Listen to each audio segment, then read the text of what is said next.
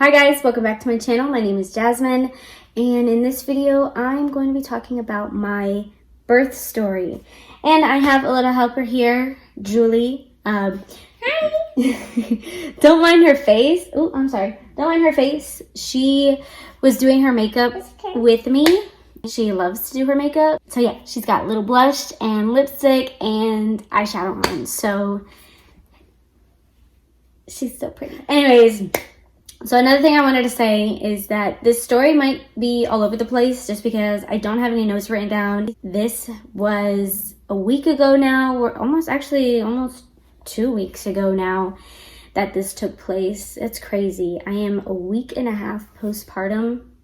My baby is a week and a half old. That's like crazy to me. Please forgive me if it's all over the place. I don't have any notes written down and I'm trying to just go based off of memory, which if you were here for like all of my pregnancy updates, I'm pretty sure you remember me saying that I've been scatterbrained and I've had pregnancy brain, so I'm still scatterbrained, and the birth part was kind of rough on me, so I don't really remember a lot of the details. And also it was really late at night and some of the details might be a little mixed up, but I'm gonna really try and like dig deep and remember. Beautiful. You are beautiful. You are beautiful.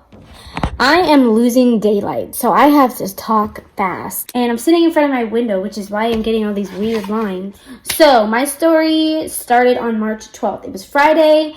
I was going to be going into work, which I did go into work. I went to work early, but anyways, I'm jumping ahead of myself already. So it started on Friday, March 12th.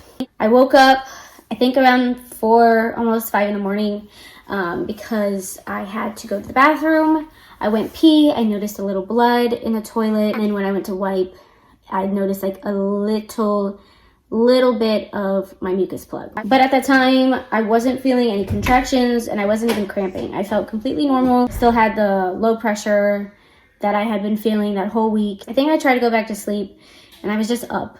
Not because I was in pain, just because I was restless at that point. Couldn't go back to sleep.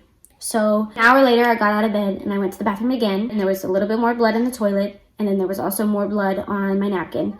Or not my napkin, but the toilet paper when I went to wipe. So then that's when I update you the first time, and I'm in my kitchen. I still wasn't feeling any cramping, wasn't feeling any contractions. I felt completely normal. Felt like I still had the same type of symptoms I had the day before, so it wasn't like anything different. At that time, it was still super early in the morning. PJ was supposed to go into work, and because I was still feeling normal, I didn't have any contractions, and it was just my mucus plug, like my water hadn't broke or anything. We both agreed that him going to work was a good idea, so he went into work, but he left early because he was like, hey, my girl is in labor, so I'm gonna go, I'm gonna do this first stop, and then I'm gonna come straight home. We also made the decision to keep Julie home from school that day, just in case, like, within the next couple of hours I progressed or I started noticing like cramping and stuff like that. So we kept her home from school. Flash forward a couple hours after that, I think my next update was like at 9 something in the morning. I had texted my manager because my regular work shift is a really weird one. I go in at 12:30 and I get off at 9. But that whole week I had been going in at 11:30 to 9, so I could get a couple extra hours on my check. And I told him that things were kind of progressing and that it's very possible I could be going into the hospital today. I wasn't feeling any contractions at that point, but I did want to go in early so that way, in case I was getting contractions by the time my shift came, I would at least have a couple hours under my belt. So if I left early, I would be okay, and I would, it just wouldn't matter. So he said it was cool, I could come in early, so I started work at 9:30, I think I went in. It was very minimal, it wasn't anything extra. And then each time I went to the bathroom, because it felt like I had to pee a lot, each time I went to the bathroom, I would wipe and there would be blood in the toilet and there would be blood in the toilet paper. It was just weird to me because with my first pregnancy, I don't remember bleeding this much after losing my mucus plug. I also started noticing that his movements started to slow down. And I don't think I explained that in my updates, but I noticed that his movements were starting to slow down, and it was most likely because the contractions that I was feeling that I thought were cramps were actually blocking his movement. Like I couldn't feel his movements because the contractions that I were having, but at that time it just felt like period cramps. It wasn't anything painful. I ended up calling my doctor's office around 11:30ish because I was noticing I was still bleeding and it was weird to me. So I wanted to make sure that was okay, like that was okay and that was normal. So when I was talking to the triage nurse, I believe, she told me that the bleeding part was normal. It was totally fine. I could just wait it out because my water hadn't broke and my contractions weren't intense. They were just like regular cramping. So she said I could wait it out. But then she asked me about baby's movements. And I was like, oh, well, it's kind of slowed down more than normal. I haven't really noticed him move too much. And so she was like, okay, well, because of the decrease in fetal movement, I recommend that you actually go to the hospital and you get checked just to make sure that baby is okay. So at 11:45, I left work and we went to the hospital. And I think that's the next update that you'll see is us in the hospital room. So they hooked me up. Baby sounded fine. We got there at like 12 because the hospital that I went to was 30 minutes away from where I live. So we got there, we got hooked up. My mom met us there and she took Julie to her house. We didn't think that we were going to stay, but we also didn't anticipate to be at the hospital for as long as we were while they were monitoring me. We brought our bags just in case because we figured, all right, we're already here. We're most likely going to have to come back. I'm jumping ahead a little, but we brought our bags just in case. My mom met us at the hospital. She took Julie to her house because she lives like 5 minutes from the hospital. Now that I'm hooked up, I'm being monitored. They checked my cervix. I was 2 centimeters. So I had an appointment the day before and I got my cervix checked and I was 2 centimeters. My doctor had said that she could stretch me to a 3, but I didn't really agree to it because I didn't want to go through that pain, I did part because just getting your cervix checked alone is extremely uncomfortable. So I didn't want to have her sit there and try and stretch me to a 3 if I wasn't a 3. But then I was still 2 centimeters when we were at the hospital being monitored. They monitored the baby. Baby was fine. Everything was okay. And they kept us there for a really long time. We got there like 12-ish, and I don't think we were discharged until 3:30, 4 o'clock. I don't know. Or 5. I don't remember the time exactly. I wasn't paying attention. I think it's in my update video. I don't remember right now. I'm telling you, I'm all over the place. Anyways, they kept us there for a really long time. I was being monitored the whole time. I think like an hour and a half or 2 hours into being monitored, my contractions started to kick in. And they felt like contractions. It wasn't extremely painful to where like I couldn't like breathe through it and I couldn't manage it. I was able to manage the pain, but like my contractions were pretty consistent, and I think that's another reason why they were keeping me there for so long. And then there was also some type of lab work and also the ultrasound that they had ordered because they said that anytime we are being checked for like decrease in fetal movement, they want to do an ultrasound to make sure that everything's okay. And everything was okay. He was perfectly fine. I just couldn't feel his movements because of the contractions that I was having. And then they checked me. I was still only 2 centimeters. I wasn't dilating. I felt like I had been there forever and I wasn't progressing. And I just wanted to go home because the way they had me monitored, I felt like I was restrained to the bed. I couldn't get up. I couldn't walk around. And all I wanted to do was just be able to get up and move and eat because I was hungry. I hadn't ate since that morning.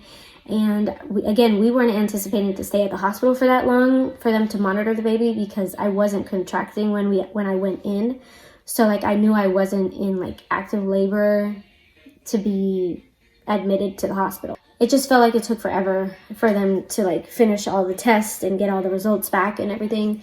But we were finally discharged and we went to my mom's house because her house was closer and it just made more sense than going 30 minutes back home to drive 30 minutes back later that night. I kind of just labored it out at my mom's house and I ate there.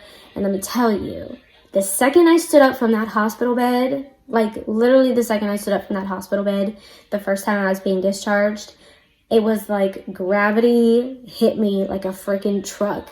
And I went from like feeling the contractions to like not being able to breathe through the contractions. Like they intensified times 10 the minute I stood up.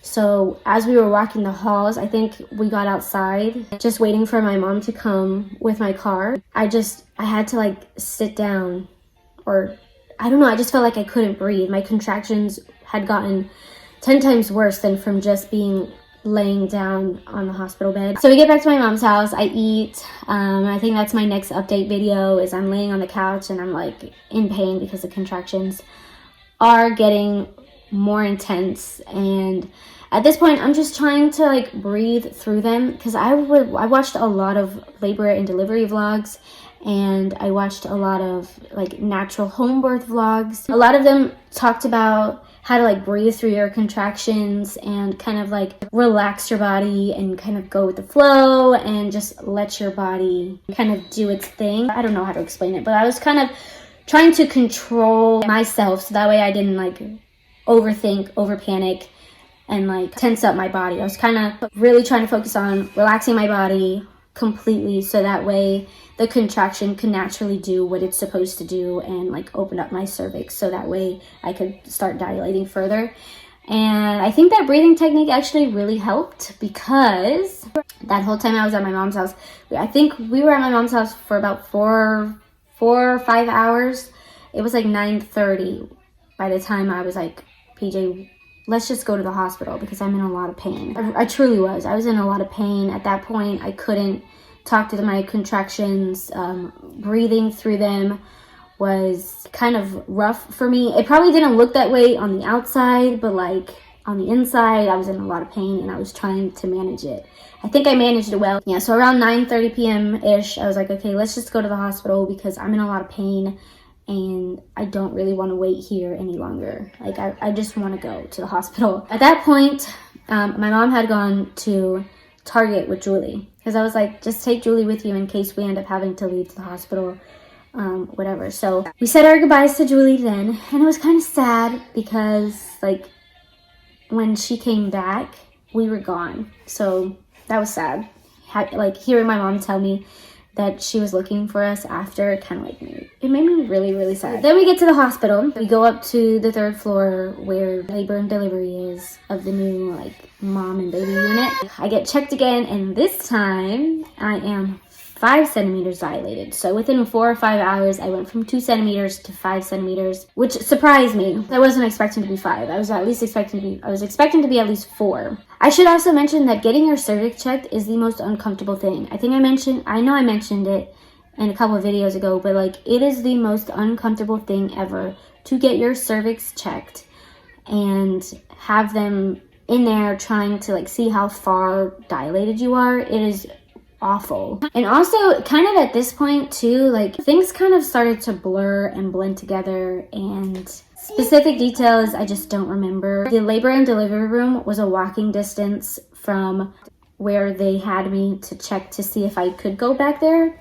or to check to see if I could be admitted into the hospital. I just remember that short little walk, I had to stop and like lean against the wall because I had got a contraction, and like I had to breathe through it. And this is kind of the crappy part, because they told me that I could not record, take pictures of me pushing, like actual like giving birth part, which absolutely sucked, because that's the one thing that I wanted to do. I wanted to be able to record this delivery process, because I didn't record it with my first one. And with my first one, they didn't have me sign like a agreement that I wouldn't record during delivery part, but they made me sign an agreement that I wouldn't record during the delivery part. Up until me pushing, I could have my phone and, you know, take pictures, record, whatever I wanted, be on FaceTime and stuff. But when it was time for me to actually start pushing, I was not allowed to take video or pictures or be on FaceTime with anyone.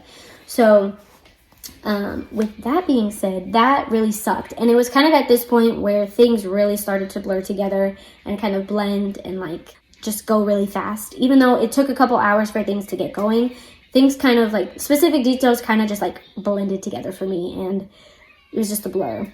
So I don't know the timestamps right now off the top of my head, but we get to the hospital room. I'm hooked up to my little IV. They put the monitors back on my belly, and then I was kind of just chilling. I was chilling for a while. We were just talking. I got on FaceTime with my family, and we were just talking for a little bit. My contractions intensified a lot. One thing that I really wish I would have done is get up and move around. I really wish I would have told myself, Jasmine, get up and walk around. get this thing naturally going, because a couple hours later, after me just laying there, and I don't know how long it was, maybe an hour to 2 hours, I don't freaking remember, but however long it was, they came in and checked me, and I was still at 5 centimeters, and my contractions felt like they had intensified, but I wasn't dilating. And I could have sworn that by the time they would have checked me that, oh my God, I'm going to be like 6.5 or 7.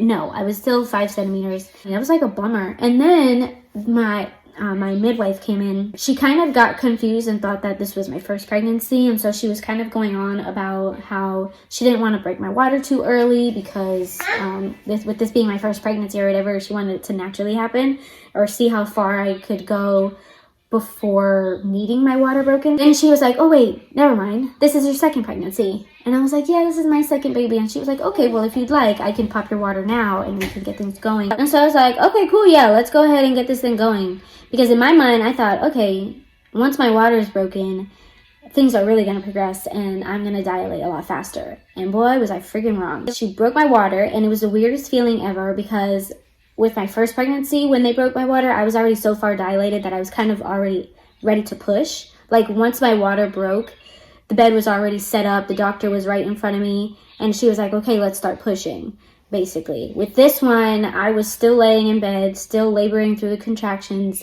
and she popped my water. I didn't even see the type of tool that was used, but it was weird. It felt like a little stick, and she went in, and she popped it, and I just had all this water leak out, and it felt like I was peeing myself, but it wasn't like the same relief feeling of like actually going pee. And it was just weird. Like, I was just peeing myself, and I felt like and at that point too, I felt like I constantly had to pee, but I didn't get up to actually pee, because I was like, I don't want to get up. Like, I really told myself I don't want to get up at that point, but I wish I had, because maybe me standing up and just walking that short distance to the bathroom might have progressed things. And it kind of didn't really progress as quickly as I wanted to, and it was probably because my contractions intensified times 10. I thought that they had intensified already, but because the cushion of the water and the baby's head was no longer there, my contractions really, really intensified, and I felt the pain. I felt the pain more than ever,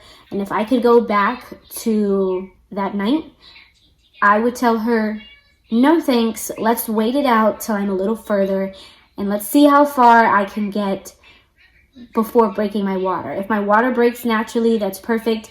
If it doesn't break and we have to break it later on, let's do that. I should have fucking said that, but I didn't. And I was like, okay, yeah, cool, let's go ahead and pop my water at 5 centimeters. I was an idiot. And one piece of advice I could tell you right now, if they have to pop your water, do not let them do it early. Wait it out, girl. Wait it out as long as you can, because the minute they pop it, and if they pop it early, shit really gets going. And you might not even be dilating as fast as your contractions intensify. So think about that next time. Just let it naturally happen. But yeah, that's definitely one thing that I wish I could go back and redo. And I would tell her, no, let's just wait it out and see how far I can go before needing my water broken. At that point, I think they came in and checked me again, and I was 7 centimeters. And that was a couple hours, an hour or so later, I don't really remember. But I was in a lot of pain. A lot of pain. And at that point, I asked for medication in my IV, because I didn't want an epidural. I was terrified of an epidural. Mostly because of the needle, and my back is super, super sensitive. And looking back now, it may not have been as sensitive because I was dealing with all those contractions, and maybe I could have successfully done that. But also, knowing myself, I'm very, very sensitive in my back. Like, I can't even get a back massage. PJ can't even do like one of those little lower back massages on me, like nothing at all. It is so sensitive, so like super ticklish and whatever, and like the minute somebody touches my back, I tense up. So that's the thought process that I was having. Like, if I have an epidural, I'm going to mess it up because of my back being so sensitive. But looking back now, I probably should have gone through with an epidural, because it probably would have helped my body relax enough to dilate faster. because my contractions were so intense that I don't think my body was fully relaxing in order to fully dilate the way that it needed to. And honestly, I was trying to breathe through them, and it just got to a point where I couldn't breathe. My body kind of took over. Anyways, going back to the IV in my, going back to the medication that they put in my IV. The medication that I had asked for was not the type of medication that was going to take the pain away completely, but it was going to help kind of relieve some pressure a little bit. Like I was still feeling the pain, but this medication knocks me out completely. Like the minute it's in, I start feeling loopy and I just go to sleep. And I remember that this medication helped me out a lot with my first pregnancy, because the minute I was admitted, I kind of had the medication already going through my IV. I just remember I slept for a really, really long time my first time. And with this one, I immediately went to sleep. I felt so loopy. I remember trying to talk to PJ, and at this point, I don't remember what I was saying, but I remember talking to PJ and just feeling my eyes get really heavy and like my body get really, really heavy, and I just went to sleep. I don't know how long I was asleep for, probably an hour or an hour and a half. I don't know. It didn't feel like a long time, but then it also felt like a long time. I don't know. I don't think I was asleep for very long. But when I woke up, it was because I was starting to feel the pressure again. I was starting to feel it really, really bad. And at that point, my nurse was in the room, and she was like, in 20 more minutes, I'll give you a second dose of the medicine. I was like, okay, 20 more minutes. And for some reason, this was the longest 20 minutes I have ever experienced. I don't know why, but it was extremely long. And within that 20 minutes, my midwife came in, checked me. I wasn't progressing very far. And so she wanted me to start practice pushing to see if that would kind of stretch out my cervix and get me farther along. And let me tell you, that was an awful experience. I really don't like the fact that I had to practice push. We did a couple practice pushes, I don't know, maybe 3 to 5, 6, however many practice pushes we did. That really kickstarted me kind of losing control of my body. So after that, I think I got to like 8 centimeters or 8.5. I don't really remember, but I had progressed a little bit. And she was like, okay, well, I'm going to step out and then come back and see where you're at. So when she stepped out, that's kind of when my body took over and I couldn't control it anymore. I started shaking. I remember I had rolled over to my side and I was just shaking. I couldn't control like my body shaking. I felt like my lips were not chapped, but super like cakey. Like, I don't know how to explain it, but you know, how do I explain this? They just felt dry, but also kind of like peeling. Like my lips felt like they were peeling, and it just felt very thick on my lips. I have no idea how to explain why or what it really felt like, but my lips just felt really weird. I felt like I was super, super thirsty, and my body was shaking. I remember I was laying on my right side, and PJ was on the right side of the bed, and every time I had a contraction, it was awful. Like I would reach my hand out, and as I was reaching my hand out, it would shake, and I couldn't stop it, and it would shake, and PJ would grab my hand, and I would push down, and I would squeeze down on his hand, and at that point, I was trying to breathe through them, but then it got to a point where my body was naturally pushing for me, and like real pushes, like through the butt type pushes, my body was doing it. And I would like squeeze down on his hand, and my whole body would shake, and I would squeeze and squeeze through the contraction, and I would push, and I would literally push through my butt like I was trying to actually push him out. And it was just awful. I don't remember. I know I did that for a couple of times. I don't remember exactly how long it was that I was doing that, but I was just naturally pushing. I don't know how far along I was when they were like, okay, let's go ahead and try to have this baby. But they fixed the bed, and this is where things kind of just blur, and I don't remember the details. I don't remember really anything. I don't know how many pushes I did. I don't know how long I was pushing. It just felt like it was taking forever to get this baby out of my body. And it was so painful. I felt absolutely everything. Everything. Not to mention did I feel everything. I was still kind of waking up from the medication, from the first dose of the medication. So like I was still exhausted and like kind of feeling heavy from that. And then on top of that, I had already been like doing the practice pushing, which tires your body out already when you're not able to fully relax and you're just contracting like that. So like I was just so exhausted, so thirsty. My mouth was dry, my lips felt swollen in a way, and like not chapped, but felt like my skin was peeling ridiculously. And then at that point, I'm ready to like really start real pushes. And my midwife is like guiding me. And like, that is the one thing that I'm really grateful for, is that my nurses this time around and my midwife were actually amazing. They just helped me out. And they were more communicative than the first time around. Like I just don't remember being educated on how to push while I was pushing, but this time they did help me out and it was really nice. The lights were really dim. I think the only light that was on was from the monitor screen, and then in the back where the baby was going to be once he came out, that light over there was on. But once I was really pushing, you know, they tell you to push through your butt. And it's the same for practice pushing, but like you push through your butt, you're basically pushing as if you're trying to take a crap. And at first my pushes were really good. And I wasn't screaming through them. I was like holding my breath and pushing, and I wasn't like doing a whole maniac scream. Then it got to the part where his head was coming out, and that ring of fire, I don't, if I'm gonna be honest with you, I don't really remember the ring of fire for his head.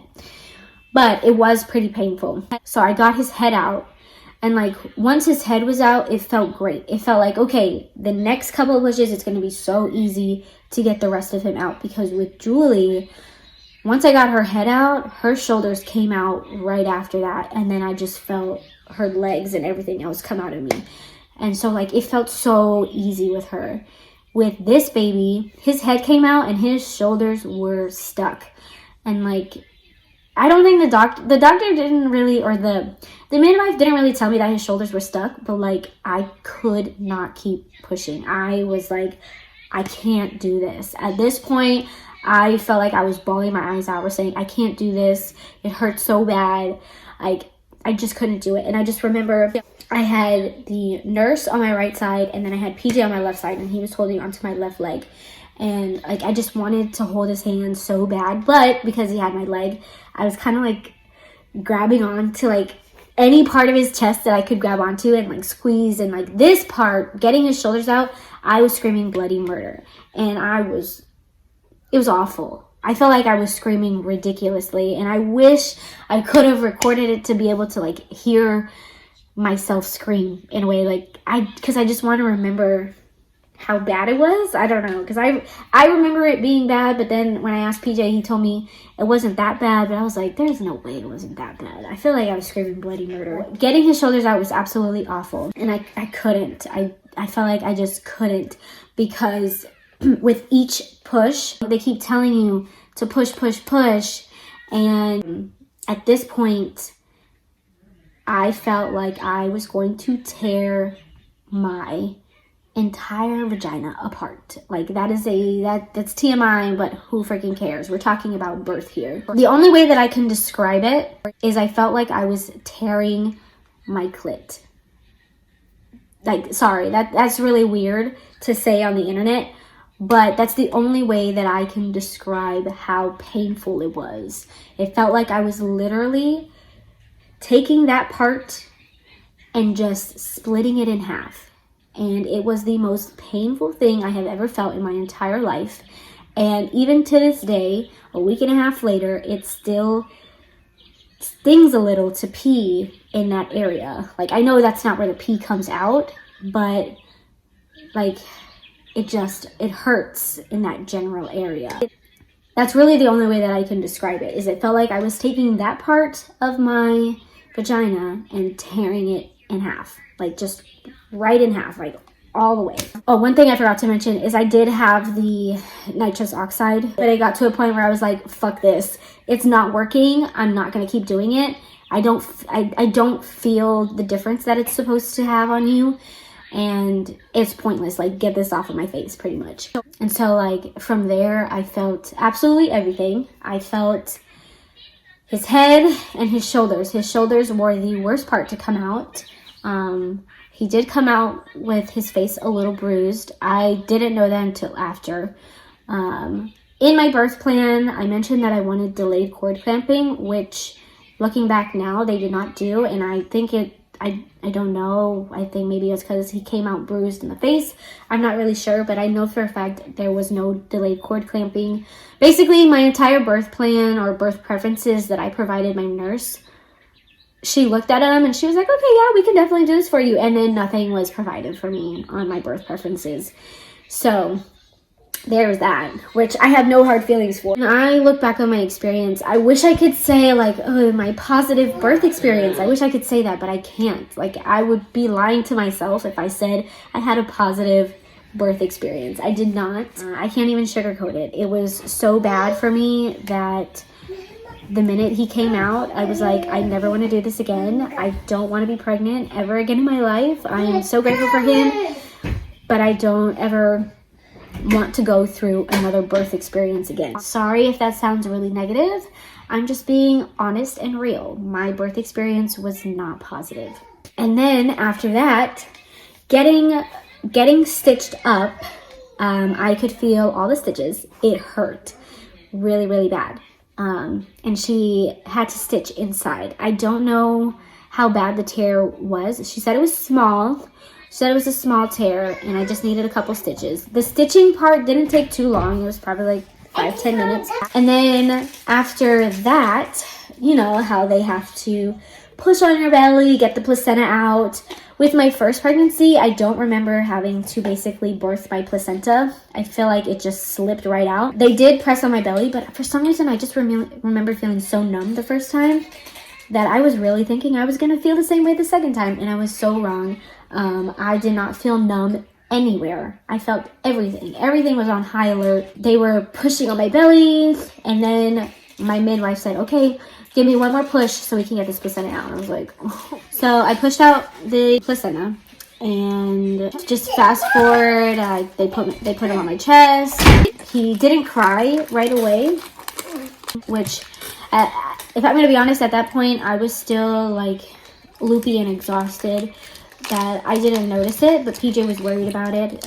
Then he did start crying, so everything was good there. He was 7 pounds, 15 ounces, literally 1 ounce away from being 8 pounds, which I think I kind of predicted that he would be bigger. Fast forward, basically, my baby was born at 3:21 in the morning on Saturday, the 13th, and it was just a really painful experience. I then had to get up and walk to the bathroom, which that hurt, but I just remember my nurse wiping up the blood from my legs and like putting on my mesh underwear for me. She was such a sweetheart. Oh my god. And then we were taken to the 5th floor where I was going to be staying for the next couple of hours. They told me that I was going to be there for 48 hours. And then we actually got discharged early and we were able to go home within a little over 24 hours. So it was nice. So that was pretty much it for the birth of my son. Yeah, so now that he's awake, I'm going to go ahead and continue to nurse him. That was pretty much it for my birth story. Again, I'm really sorry it was not super positive, but I'm just trying to be 100% real with you guys. It was really, I'm not going to say traumatic, but it was just a really different experience than what I was anticipating. It just made me kind of never want to go through that again, if I'm going to be honest. But I am super grateful that he's here. He's healthy. He's gaining weight. He definitely didn't lose a lot of weight while we were at the hospital, so there was no concern there. I'm not going to do a fancy name reveal just because at this point when I'm getting this video up and out, we've already told all of our family and friends, and we've announced his name on social media, so it's not like a big secret. Wow, that was a good one. I did show him in the labor and delivery vlog. I didn't say his name, but his name is Josiah Noel Ramos. Thank you so much for watching. I really appreciate it, and I'll see you in my next video.